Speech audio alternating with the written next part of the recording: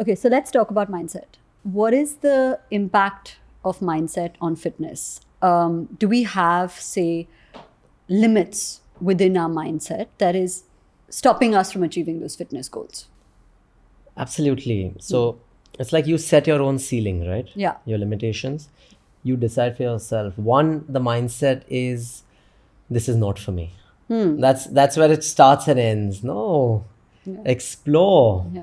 Like that's what we spoke of earlier. Explore your entry point. Yeah. Try, fail, try again. Yeah. So the mindset one is that I use, which may not in layman's terms it works, as you got to be hungry. You got to be hungry. If you're not hungry, I can't feed you. You know, because I can't. I can put it there. You got to eat. Yeah. And you got to have it. So it's, the mindset has to be the willingness from oneself. It cannot be pressure. Okay. It cannot be pressure from elsewhere that, the classic examples I get, my parents want to get me married in some time. I need to lose weight. Oh, I am getting married. No, don't do it for that. Do it for yourself. Do it to add years to your lifespan. Do it to be able to play with your children when you're even 50, 60, 70. Create that sustainability, the longevity in your life that allows you to move for as long as you can. Yeah.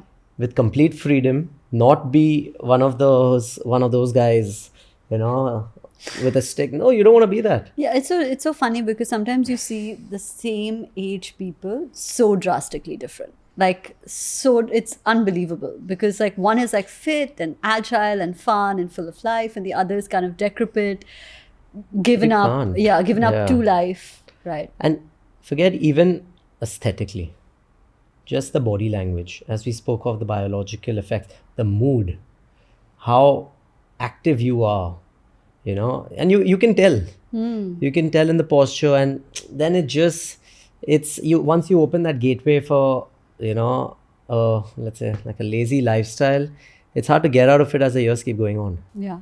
So anyone can move. We've got the tools. We've got the greatest machinery that has been given to us. Yeah. But we don't. Yeah. Like, very popular for me quote, is Ido, when he says is, high-tech tools, low-tech you.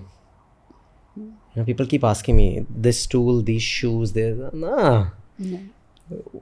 It's you. Yeah. The tool is you. The machinery is you. Set that mindset that you can get out there, break that barrier, set another one, crush that one, and then keep going. Crush the other. Yeah. It's never. The language is complexity, right?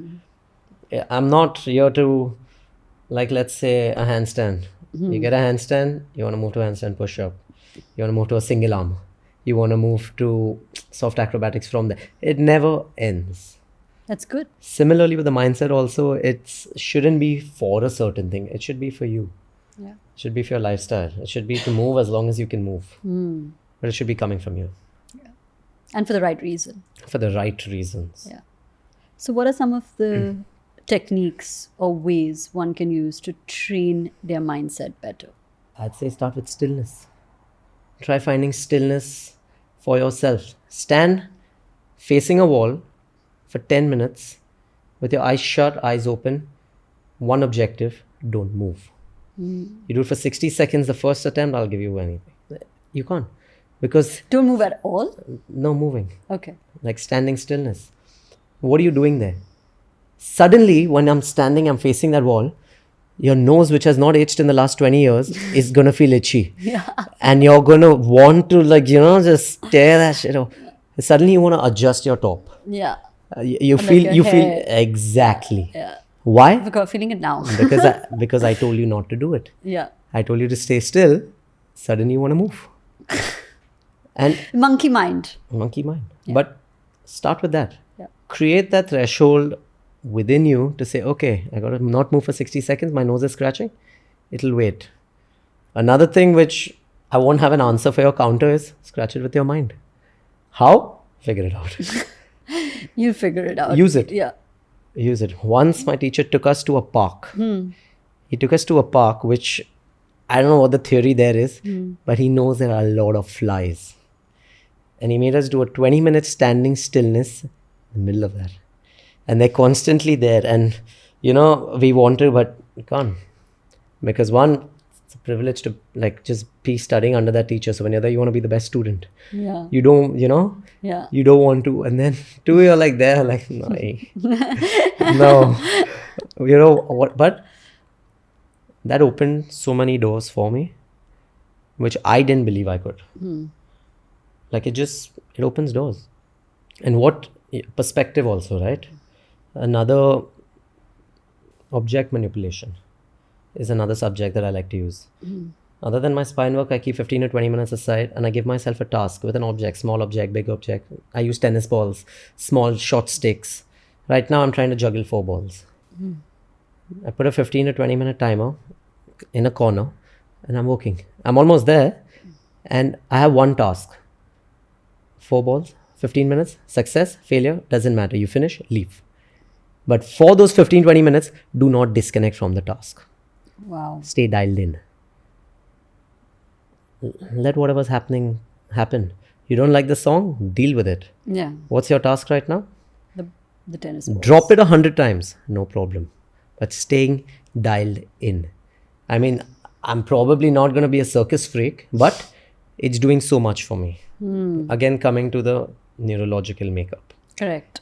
So the way that one can begin is finding the entry point, and then Finding the entry point through the mind is allowing the mind to take decisions. But not the decision it wants to take, the decision you want the mind to take. You know what I mean? Yeah. How will that task help me? Suddenly I've done this 15 minutes for 2 weeks. I leave and I was like, okay, I want to start training. I got to train 5 days a week for an hour. Okay, that's my task. I'm going to make sure I train 5 days a week for an hour. Because now I'm accustomed to being able to handle a task and complete the task. Yeah. What about the correlation between physical fitness and mental health? For example, a lot of people say going to the gym is therapeutic for me, right? It's super also it's addictive. I'm telling you from experience that on days that I don't work out, I feel it. I feel not aligned. Sluggish. Yeah, I'm not as active. I'm not as, I'm not going. Is there a correlation? Absolutely. Yeah. Absolutely. You must have heard, I'm going to go for a run, burn off some steam. What I said, movement in the body, stillness in the mind. Yeah. You're allowing yourself, when you're moving, when you're training, when you're performing, it could be in the gym, it could be a run, it could be playing a sport, you are expressing. When you're dancing, you are expressing. It's a form of a release. It's like, and you open a couple of buttons. Yeah. So it does, it's like decluttering. You're training gradually you're decluttering the mind. You're allowing yourself the bloodstream to move better, to think better, to take better decisions. Yeah. To work better. And I'd say more than mental health, to be more specific, your personal life. Yeah. Your professional life. Your relationships with your partner, with your family. All in all, because it keeps you a little subtle. It keeps you a little more understanding. It also calms you down. Again, now I'm not talking about heavy lifting and metal and going crazy. That is therapeutic as well. Yeah, for a lot of people People find therapy in that, 100%. and to each its own. Yeah. They do. But I'm saying don't judge by the cover. That's when they're training. Yeah. It also might, help you settle in. And then you have another aspect of it, like Aadarsh or Adi, when you're doing it for a project. Then it's a different ball game. They have no other option. So then at that point, they're not doing it for themselves as much. They're doing it for the character they're playing, for their professionalism, for their career. So then it goes into a space where it can be a traumatizing experience also. Like for Aadarsh, I wouldn't say as much because we took our time with it, but the food, the meat, the amount I had to make the guy eat because he's not a very big guy, it could have been a traumatizing experience. And now if he gets a fitness film and he has to do it again, he might be like, no, no. It's pure vegetarian, poor guy. I have to. So that's separate. Yeah. That's separate. Yeah, see, But that's the thing. I don't think I have the mental stamina to do that. which part? The meat. Yeah.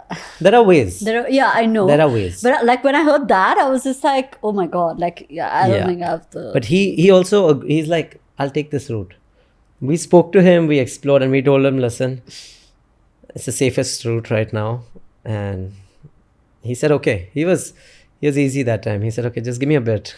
And his nutritionist and me are like best friends. Okay. We started on this journey together, and she was operating from London. Okay. But I was here. So the sync, he had to just do as I say at that point. Like, just trust me. Just trust the process. So we all were like, it was a good team. Yeah. It was a good team, I must say. Yeah. Yeah.